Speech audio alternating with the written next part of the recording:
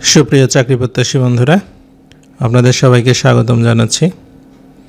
আজকে আমরা আলোচনা করব প্রাথমিক ও গণশিক্ষা মন্ত্রণালয়ের অফিস সহকারী কাম কম্পিউটার মুদ্রাক্ষরিক পদে 21শে নভেম্বর 2025 তারিখে যে পরীক্ষা অনুষ্ঠিত হলো তার সম্পূর্ণ প্রশ্ন ব্যাখ্যা সহ সমাধান নিয়ে।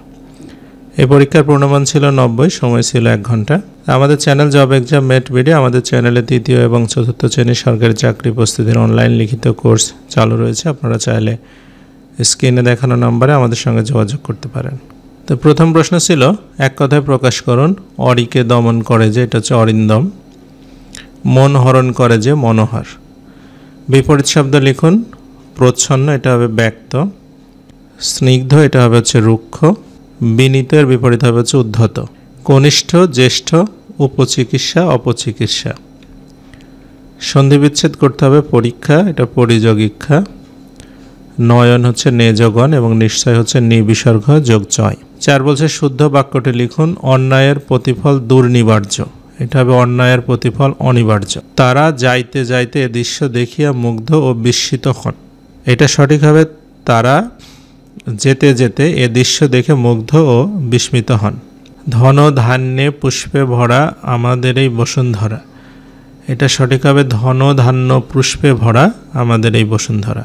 5 বলছে নিরপরাধী ব্যক্তিকে ক্ষমা করো, এটা নিরপরাধ হবে, নিরপরাধ ব্যক্তিকে ক্ষমা করো। তিনি আসামির বিরুদ্ধে সাক্ষী দিলেন, এটা হবে তিনি আসামির বিরুদ্ধে সাক্ষ্য দিলেন। ব্যাস বাক্য সহ সমাস নির্ণয় করতে হবে। হাটে বাজারে, এটা হচ্ছে হাটে ও বাজারে দ্বন্দ্ব সমাস। গুরু ভক্তি, গুরুকে ভক্তি চতুর্থী তৎপুরুষ সমাস। উপকূল, কুলের সমীপে অব্যয়ভাব সমাস। সুন্দর লতা, এটা হচ্ছে সুন্দরী যে লতা কর্মধারয় সমাস। এবং হাসি মুখ, হাসি মাখা ভোগ মধ্যপদলোপী কর্মধারয় সমাস। নিচের বাগধারাগুলোর অর্থসহ বাক্য রচনা করুন। প্রথমটা ছিল আক্কেল ছেলামি, এটা নির্বুদ্ধিতার দণ্ড। বিনা টিকিটে ট্রেনে উঠে আক্কেল ছেলামি দিতে হলো। ডুমুরের ফুল, এটা হচ্ছে বিরল বস্তু বা যা দেখা যায় না। ভালো চাকরি পেয়ে তো তুমি ডুমুরের ফুল হয়ে গেলে, তোমার দেখা পাওয়াই ভার। ছ করা ন করা, এটার অর্থ হচ্ছে সস্তা। এবছর আলুর ছ করা ন করা দর। চোখের মণি অত্যন্ত প্রিয় বস্তু। চোখের মণি সন্তানকে হারিয়ে বৃদ্ধ বাবা মা চোখে অন্ধকার দেখছে। এবং গড্ডলিকা প্রবাহ, এটা অর্থ হচ্ছে অন্ধ অনুকরণ। গড্ডলিকা প্রবাহে গা না ভাসিয়ে নিজে কিছু করার মাঝে মাহাত্ম্য রয়েছে। এরপরে 7 বলছে write a passage on my favourite teacher, এটার পিডিএফ আমাদের দেওয়া থাকবে কোশ্চেনের কমেন্ট বক্সে, এই ভিডিওর কমেন্ট বক্সে থাকবে, সেখান থেকে আপনারা নিয়ে নিতে পারবেন। Fill in the blanks with appropriate preposition. প্রথমে হচ্ছে হি পাস্ট লাস্ট নাইট, এর পাস্ট অ্যাওয়ে মানে মারা যাওয়া, এটা হচ্ছে অ্যাওয়ে হবে। The man died from over eating হবে। He needs to avoid the rules, avoid by the rules মানে আইন মেনে চলা। There is a bank near my house, মানে আমার বাড়ির পাশে একটা ব্যাঙ্ক আছে। এবং the cat jumped over the wall. এরপরে হচ্ছে মেক সেন্টেন্স উইথ ফলোইং ওয়ার্ডস। প্রথমে ছিল গিভ আপ, গিভ আপ অর্থ হাল ছেড়ে দেওয়া। He gives ups to try in the examination. Well up অর্থ ধনী। Her family was very well up. Once in blue moon, এটা অর্থ হচ্ছে মানে খুব rare. He comes here once a blue moon. তারপরে ইন রেফারেন্স টু, এটার অর্থ হচ্ছে পরিপ্রেক্ষিত বা কোনো কিছু সূত্র অনুসারে। I am writing to you in reference to the job opening in your department. এবং ফাইনালি ছিল ব্ল্যাক অ্যান্ড হোয়াইট, এটা অর্থ হচ্ছে লিখিতভাবে। Put down the statement in black and white. 10 বলছে change the sentence as per direction. প্রথমে ছিল I shall always remember you, এটা যেহেতু অলওয়েজ আছে নেভার হবে। আই শ্যাল নেভার, রিমেম্বারটার পরিবর্তে ফরগেট হবে। অলওয়েজ থাকলে নেগেটিভে নেভার ব্যবহার করতে হয় এবং অ্যাডজেক্টিভ অথবা ভার্বকে আমাদের বিপরীত করতে হবে। তারপরে বলছি ইউনিটি ইজ স্ট্রেংথ, এটা কমপ্লেক্স করতে হবে। এটা হবে হচ্ছে ইটস ইউনিটি দ্যাটস স্ট্রেংথ।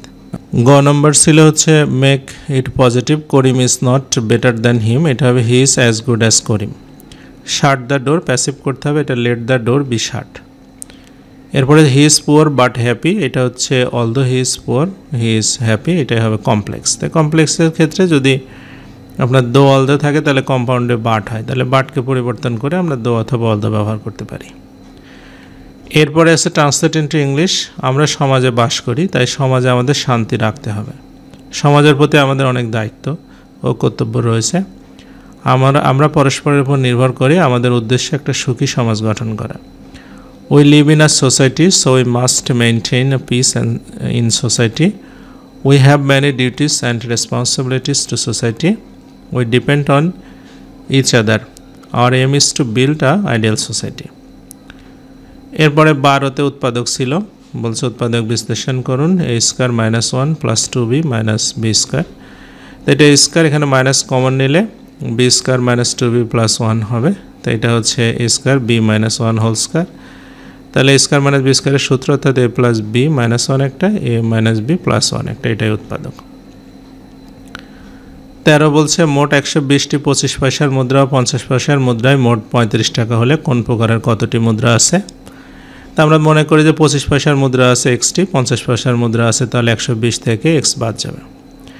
তা 25 পয়সার মুদ্রা আছে xটি, তাহলে হচ্ছে এটা 25 পয়সা মানে 1 টাকা 4 ভাগের 1 ভাগ, তাহলে x/4 হবে। আর 50 পয়সা মানে হচ্ছে 2 ভাগের 1 ভাগ, অর্থাৎ 120 মাইনাস xকে আমরা 2 দিয়ে ভাগ করব। এই টোটাল টাকা যোগ করলে হবে 35 টাকা। তাহলে উভয় পাশে যদি আমরা 4 দিয়ে গুণ করে দিই, তাহলে এটা x প্লাস হচ্ছে এখানে 2 হবে, অর্থাৎ 240 মাইনাস 2x আর 4 35 140। তাহলে x এর মানটা হবে আপনার হচ্ছে 100। তার মানে 25 পয়সার মুদ্রা আছে হচ্ছে টোটাল 100টা, আর 50 পয়সার মুদ্রা আছে হচ্ছে 20টা। 50 পয়সার মুদ্রা 20টা থাকলে হচ্ছে 10 টাকা, 25 পয়সার মুদ্রা 100টা থাকলে 25 টাকা, এই মোট হচ্ছে 35 টাকা। আচ্ছা, এরপরে আমরা 14 নম্বরে যাই। বলছে 5 টাকায় 8টি আমলকি ক্রয় করে 5 টাকায় 6টি আমলকি বিক্রি করলে শতকরা কত লাভ হবে বা ক্ষতি হবে। তাহলে এখানে আমরা প্রথমে 8টি আমলকি কিনলাম হচ্ছে 5 টাকা দিয়ে, তাহলে একটার দাম কত হবে 5/8 টাকা, আর 6টা যে বিক্রি করলাম সেটার দাম হবে 5/8 গুণন 6, অর্থাৎ এটা হবে হচ্ছে 3 টাকা 75 পয়সা। তাহলে 8টি আমলকি হচ্ছে 3 টাকা 75 পয়সার কিনে বিক্রয় করবে হচ্ছে 5 টাকা, তাহলে লাভ হবে কত টাকা, মাঝখানে 1 টাকা 25 পয়সা হচ্ছে লাভ। এই 1 টাকা 25 পয়সা লাভ হচ্ছে আমাদের 3 টাকা 75 পয়সাতে। তাহলে শতকরা কত লাভ হবে, 100 দিয়ে গুণ করলে হবে, অর্থাৎ 33.1/3% হচ্ছে লাভ। এরপরে 15 নম্বরে আসে, এটা অনেক পরীক্ষায় এসেছে অঙ্কটা। বলছে 10 বছর পূর্বে পিতা পুত্রের বয়সের অনুপাত ছিল 4:1, 10 বছর পরে পিতা পুত্রের বয়সের অনুপাত হবে 2:1। পিতা পুত্রের বর্তমান বয়স কত। তাহলে আমরা যদি মনে করি যে 10 বছর পূর্বে পিতার বয়স ছিল 4x এবং হচ্ছে পুত্রের বয়স ছিল x, তাহলে প্রশ্নের মধ্যে 4x এর থেকে এখন 10 বছর বর্তমান বয়সে আসবে, এখান থেকে আবার 10 বছর পরে যাব, অর্থাৎ দুইটার সাথে 10 10 20 বছর যোগ করতে হবে, করে যদি আমরা অনুপাত করি তখন হবে 2:1। তো এইটা যদি আমরা গুণ করে দেই তাহলে 4x প্লাস 20 আর এটা 2x প্লাস 40 হবে, অর্থাৎ হচ্ছে 4x minus 2x equal to হচ্ছে 20, x এর মান হচ্ছে 10। মানে হচ্ছে পিতার বর্তমান বয়স হবে তাহলে কত, 4×10 = 40 হচ্ছে 10 বছর আগের, তাহলে বর্তমান আরও 10 বছর মিলে 50 বছর। আর পুত্রের হবে হচ্ছে আগে ছিল 10 বছর, এখন 10 বছর যোগ করে বর্তমান বয়স হচ্ছে 20 বছর।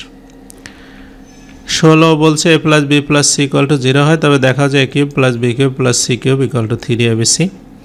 আমরা a plus b plus c equal to 0 লিখে নিলাম, a plus b equal to minus c করে নেব। এবার উভয় পাশে কিউব করে দেব, তাহলে কিউব করে দিলে হচ্ছে a প্লাস b হোল কিউবের সূত্র a cube plus b cube plus 3ab a plus b, আর এটা minus c cube. a plus b এর মানটা এখানে আমরা মাইনাস c যেটা দেওয়া আছে এটা বসাই দেব, তাহলে হচ্ছে a cube plus b cube minus 3abc equal to c cube. এবার হচ্ছে 3abc কে ডান পাশে নিয়ে যাব, তাহলে আমাদের হচ্ছে a cube plus b cube plus c cube 3abc দেখানো হলো। এরপরে 17তে আসি, সাধারণ জ্ঞান। বলছে ভাষা আন্দোলনের প্রথম সংগঠন কোনটা, এটা হবে তমুদ্দুন মজলিস। বায়ুমণ্ডলে কোন গ্যাসের পরিমাণ বেশি, নাইট্রোজেন। ঘোড়াশাল সার কারখানায় উৎপাদিত সারের নাম কি, এটা হচ্ছে ইউরিয়া। সুন্দরবন বাংলাদেশের কয়টি জেলাকে স্পর্শ করেছে, 5টি। আবার বাংলাদেশের সবচেয়ে উঁচু বৃক্ষের নাম কি, বৈলাম বৃক্ষ। আল-আকসা মসজিদ কোথায়, জেরুজালেমে। সোনার তরী কাব্যগ্রন্থের রচয়িতা থেকে রবীন্দ্রনাথ ঠাকুর। মায়ানমারের সাথে বাংলাদেশের সীমান্ত কত, এটা 271 বা 280, বিভিন্ন সূত্রে বিভিন্ন আছে, যে কোনো একটা লিখলেই হবে। বাংলা সনেটের জনককে, মাইকেল মধুসূদন দত্ত। অমৃতসাগর কলা বাংলাদেশের কোন জেলায় জিআই পণ্য স্বীকৃতি পেয়েছে, নরসিংদী। সেন্ট মার্টিন দ্বীপের অপর নাম হচ্ছে নারিকেল জিঞ্জিরা। বার্লিন প্রাচীর নির্মাণ হয় কত সালে, এটা 1961 সালে হবে।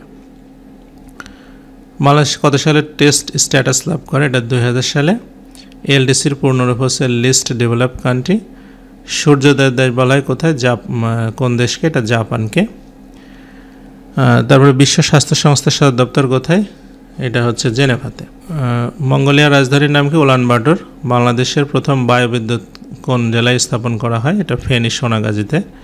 এসডিজির লক্ষ্য কয়টি? 17টি। সোনা মসজিদ স্থলবন্দর কোন জেলা? এটা চাঁপাইনবাবগঞ্জে।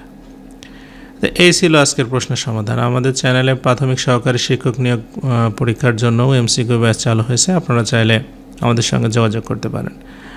তবে যাই হোক, সব কিছু মিলে এতক্ষণ ধৈর্য ধরে সাথে থাকার জন্য আপনাদের অসংখ্য ধন্যবাদ।